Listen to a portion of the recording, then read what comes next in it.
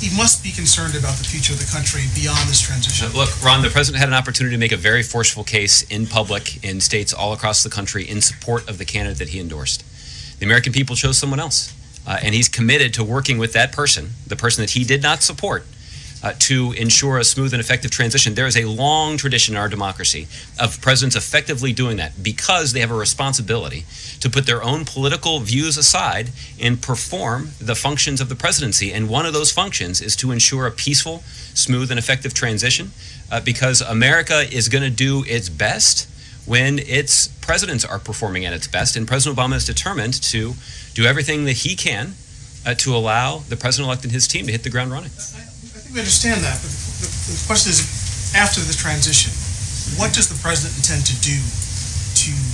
Is he going to become something of an opposition figure? He's got to be concerned about the direction that the president-elect has said he's going to take the country. Well, I think as all of you have heard, the president's plans to take a long vacation after he leaves office have not changed, and I assure you that he's looking forward to that as much as ever.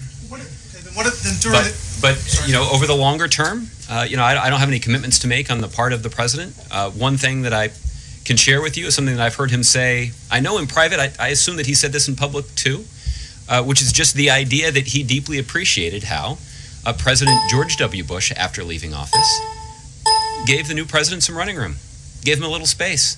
It wasn't backseat driving in public, offering up all kinds of critiques with every single decision that President Obama was making in the earliest days of his presidency. I'm confident that President George W. Bush didn't agree with every single decision that President Obama was making, but he was extraordinarily respectful of the democratic process. President Obama admired that.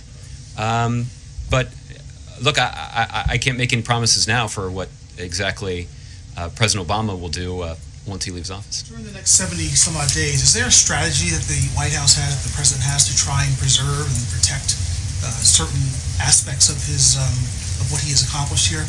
Is there what are the priorities?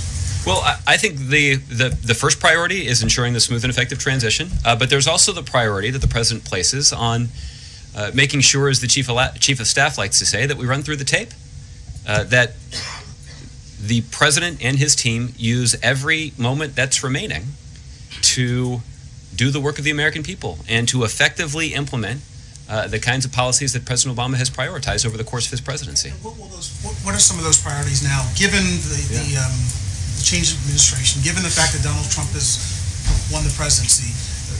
What specifically is the focus? What are the priorities? Well, I don't know that I can give a comprehensive list, but some of the priorities that come to mind are the kinds of priorities that actually would be in place regardless of the outcome of the election. Whether or not Mr. Trump had emerged victorious from the election, we would be focused on the implementation of the Affordable Care Act and maximizing the opportunity that currently is available to millions of Americans to go to healthcare.gov during the open enrollment period and sign up for healthcare. For those individuals that already have healthcare, they have an opportunity to go to healthcare.gov and shop around. Many of them will find that there actually is a comparable healthcare plan available that will cost them less money. So making that a priority is something that we would do regardless of who had won the election, but that certainly is a very high priority right now. Obviously, when it comes to counterterrorism and homeland security, that's always a priority. That was true before the election, and that certainly is true after the election. And we certainly wouldn't want any of our adversaries to be confused about the fact that America might somehow be uniquely vulnerable in the midst of this transition. That's not true. This administration is strong, and our homeland security efforts are as vigorous as they've ever been. And we're going to continue that effort. You made reference, or someone made reference to, a major made reference to the ongoing work against ISIL in Iraq and in Syria. The United States is leading a coalition with 67 partners to degrade and ultimately destroy that terrorist organization. There are some consequential decisions that have been made recently by leaders on the ground, both in Iraq and in Syria, to focus on the significant strategic objective of defeating ISIL in their two declared capitals in Iraq and in Syria. And that effort is underway. That's a dangerous business, but it's a high priority, and it stands, if successful, stands to advance our objectives and make the American people safer. So those are three priorities. Those are the top of everybody's mind around here. And the truth is, that would be the case regardless of the outcome of the election. And just lastly, this was the first time these two men met. That's correct. It's that old cliche, first impressions mean a lot. What was his first impression of Donald Trump? I didn't ask him that question before I came out here. So again, maybe when the president takes questions, you guys will have an opportunity to ask him about that. But we'll keep you posted on that. But the overriding impression, I don't know if it was the first one, but the overriding impression is his positive assessment about the commitment of the president-elect to a smooth and effective transition. And by our teams working together, that's going to maximize the likelihood that we'll achieve that objective. Okay, Carol. Donald Trump's advisor on Israel said today that the president-elect doesn't view settlements as an obstacle to peace, which is obviously a different position than the president has. And the president had been looking at perhaps doing something on this issue before he leaves office, just to put it in a different place than it is now, on a trajectory to eventually the next president be able to have talks. Is he considering doing something like that still, or is he of the view that at this point, when you have a president-elect taking steps like that, when you have such big, wide disagreements, is not the proper thing to do? Well, my first reaction is that the concern that you've heard President Obama express about the expansion of settlements is not just the policy of this administration. It was actually the policy of previous Democratic and Republican administrations who expressed concerns about that. The view is that trying to change facts on the ground only puts a negotiated settlement, a resolution of differences between the two parties, farther away. So the president views that kind of continued settlement expansion as counterproductive. And again, that's consistent with the policy that Democratic and Republican presidents have expressed.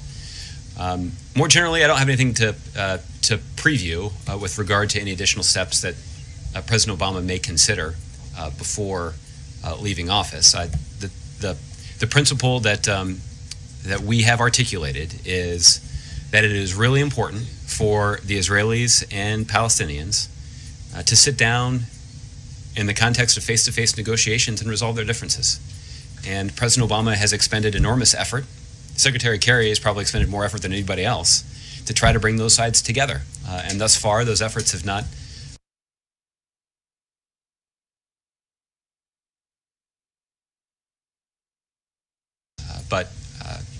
our belief that those differences will be resolved is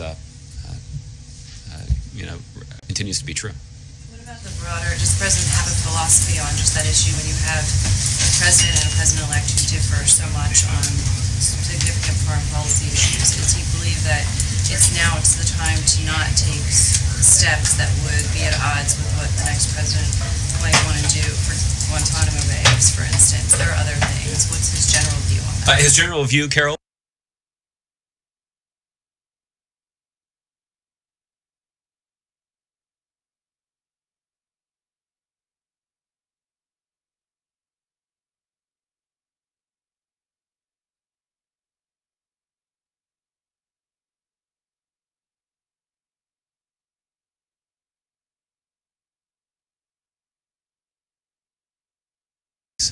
Which is that there's one president at a time.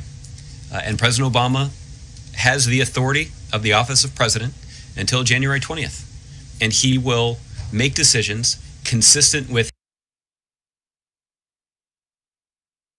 his view about the best way to advance the interests of the country.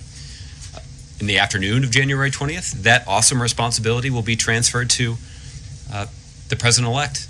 And then he will be given that awesome responsibility. And in this interim transition period, what President Obama has committed to is doing our best to coordinate and communicate with the president-elect's team. But when it comes to exercising that authority rests solely with President Obama until January 20th. April. Josh, a couple of questions. One, did you get any kind of readout from the First Lady's office about her meeting with soon-to-be First Lady Melania Trump? Mm-hmm. I did hear from them. The First Lady hosted Mrs. Trump in the private residence of the White House for a for some tea and a tour of the private residence. Part of that tour included stepping out onto the Truman balcony. I think all of you have heard both the President and First Lady talk about the quality of time that they've spent on the Truman balcony. And Mrs. Obama took the opportunity to show it off to Mrs. Trump. There also was an opportunity for the two women to walk through the state floor of the White House with the White House curator, Bill Ullman. And some of you have had an opportunity to visit with Mr. Ullman. He is essentially